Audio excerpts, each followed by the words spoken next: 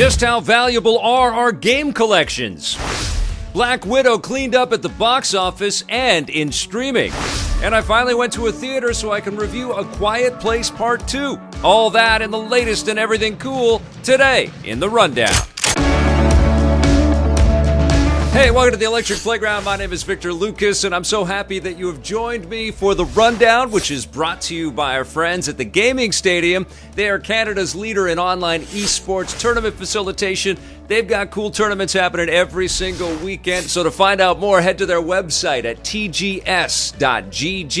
All right, today's episode is dedicated to our buddy Marco A., who said this on Friday's stream. More games as a service. It's about time games start cleaning my bedroom and cooking me dinner.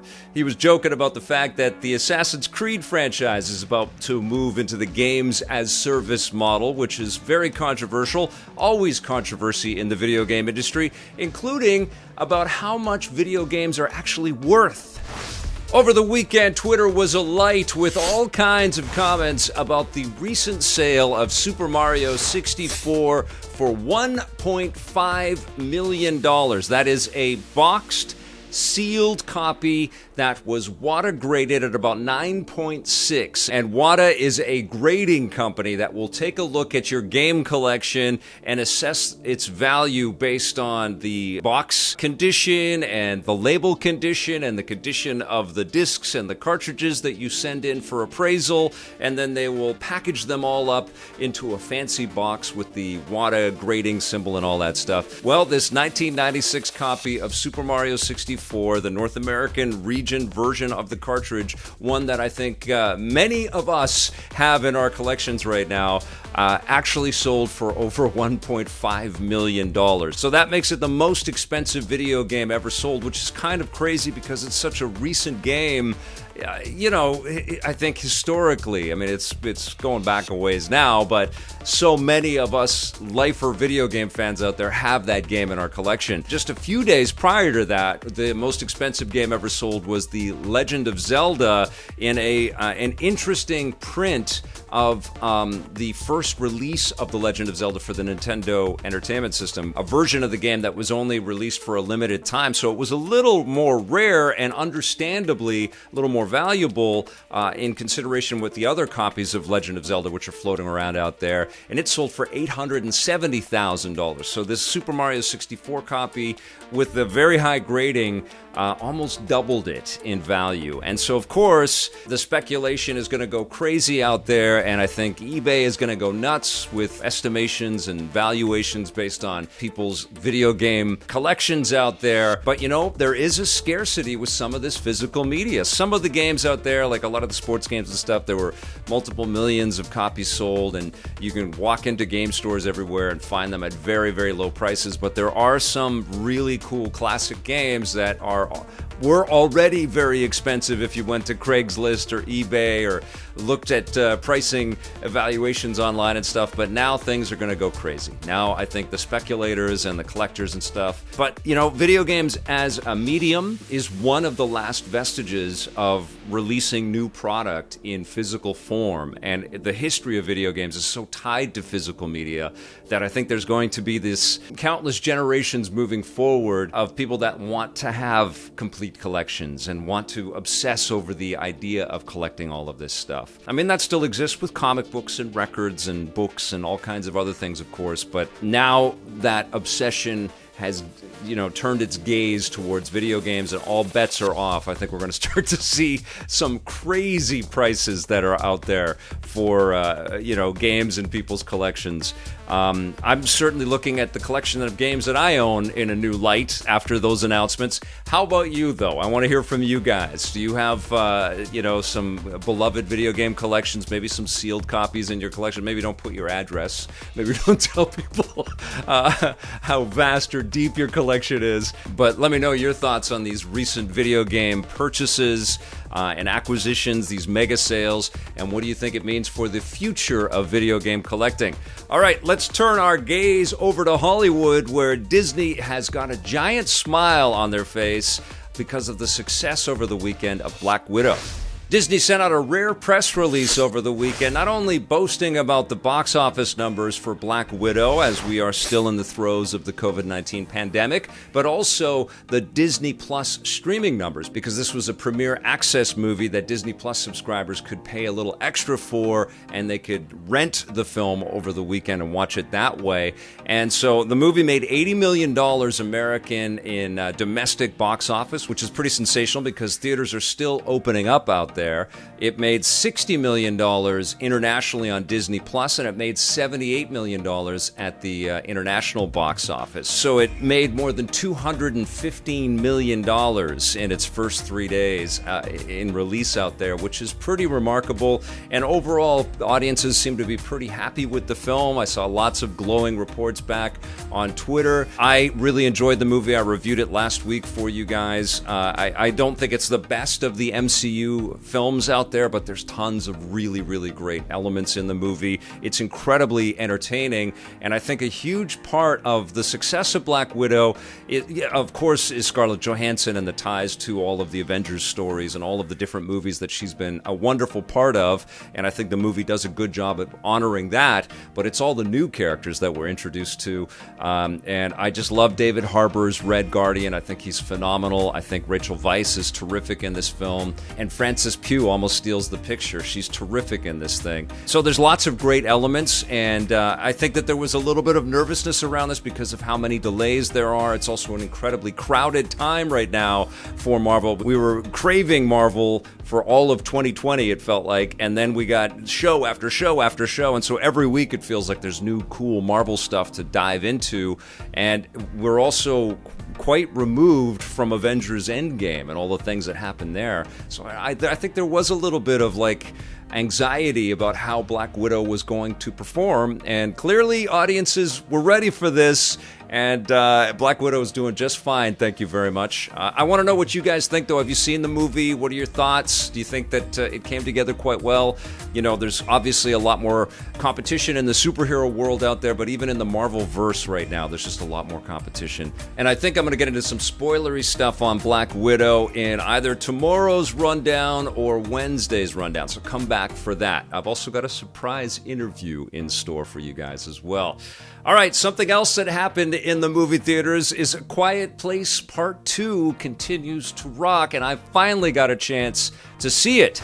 Now, Quiet Place Part 2 opened in the States on May 28th, but it's had a little bit of a slower rollout here in Canada. It's been out for a few weeks, but I finally put on the masks and went out to go and see A Quiet Place Part 2. I loved the first movie. It was written and directed and starred John Krasinski and his wife Emily Blunt and a bunch of kids that were all terrific, and it's incredibly thrilling and scary. And A Quiet Place Part 2, I think, picks up the baton quite nicely and takes the universe of the film in some interesting new ways. We're introduced to different characters sort of outside of the family and the kind of intimate world and portrait that we got in the first film, which I think is understandable. When you're building sequels, you want to kind of do the world building part of it.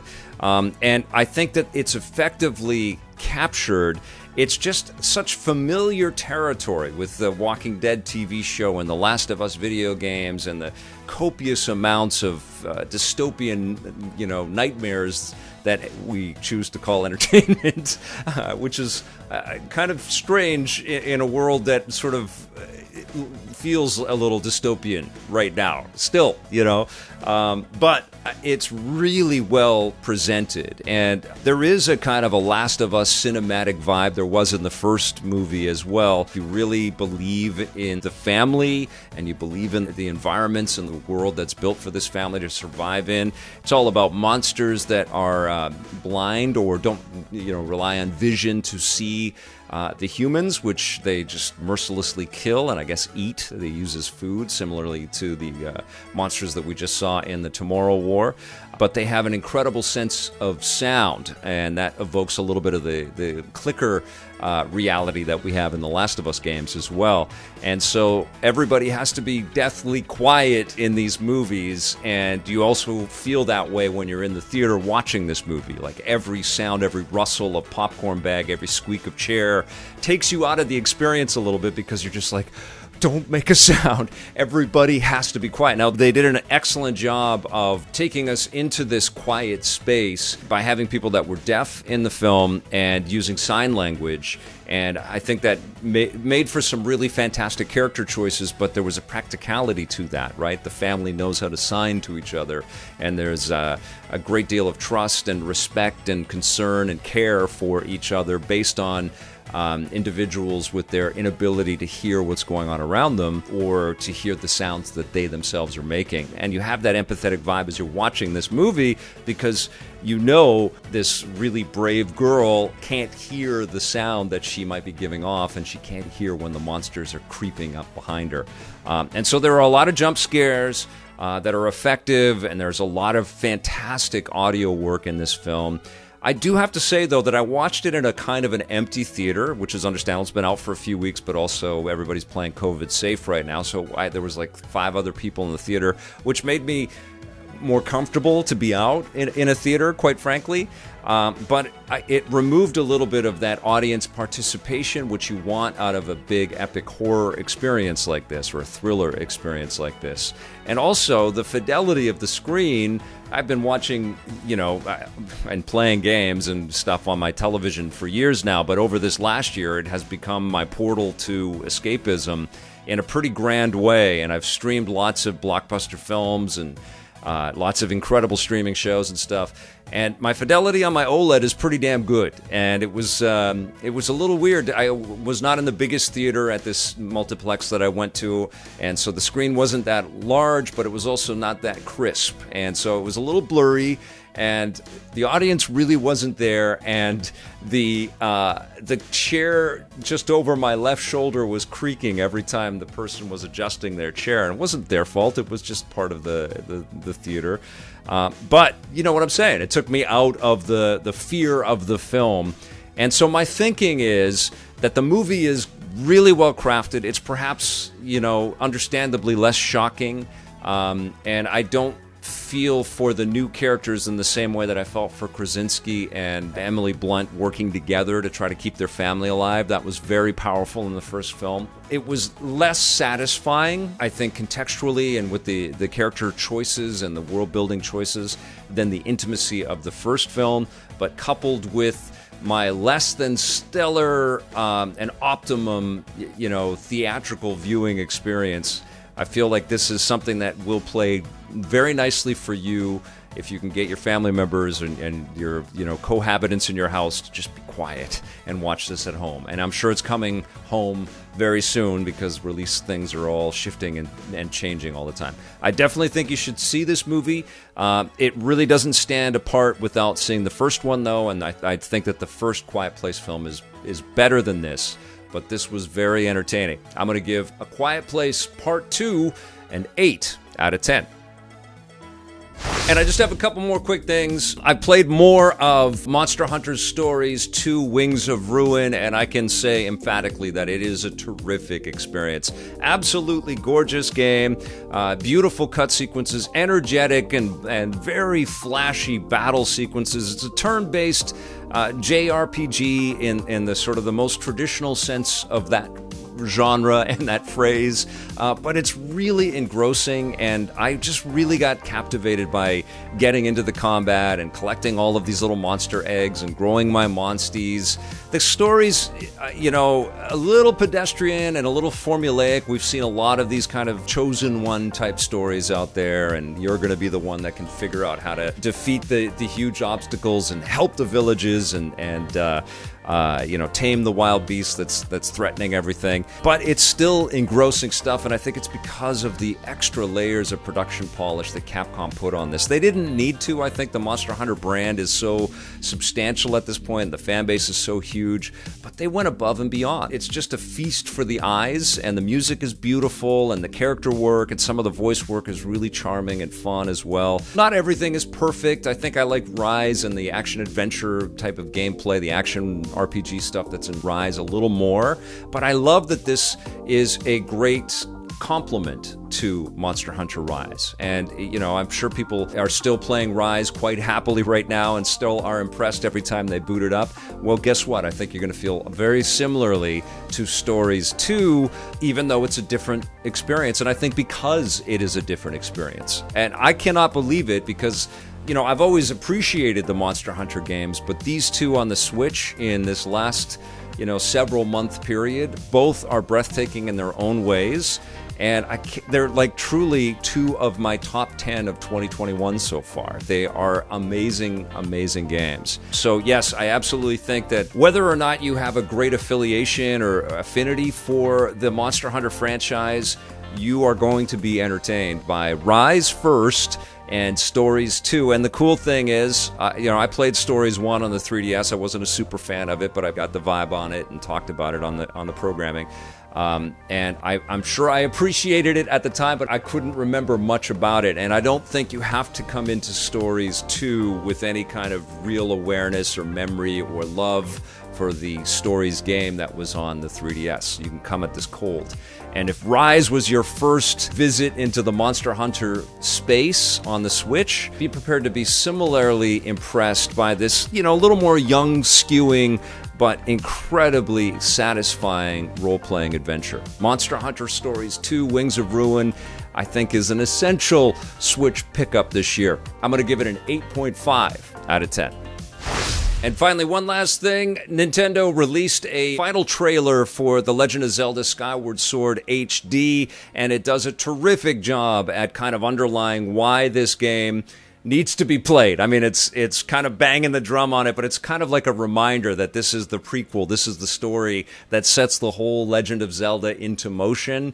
It's the game where we get to understand the Master Sword and its power and meaning for the Zelda franchise. And there's also lots of great sort of gameplay hooks and reveals in this great little teaser. And it sure brought me back to playing through the Wii experience. I can't wait to jump back in to play Skyward Sword HD on the Nintendo Switch, and it comes out this Friday. And just one last reminder that we have a very cool contest on our Facebook page, facebook.com/Electric Playground, where you can win a Skyward Sword HD amiibo with Loftwing and Zelda. You can win the Joy-Con pair that celebrates The Legend of Zelda Skyward Sword HD, and an exclusive special edition Legend of Zelda Skyward Sword puzzle, which is all very cool. Okay, guys, thank you so much for watching. I'll be back again tomorrow with a fresh rundown for you. Thank you for subscribing. Thank you for hitting that little bell to be notified. And thank you, of course, to all of our EPN members. You guys are awesome. We'll see you soon. And until then, play forever.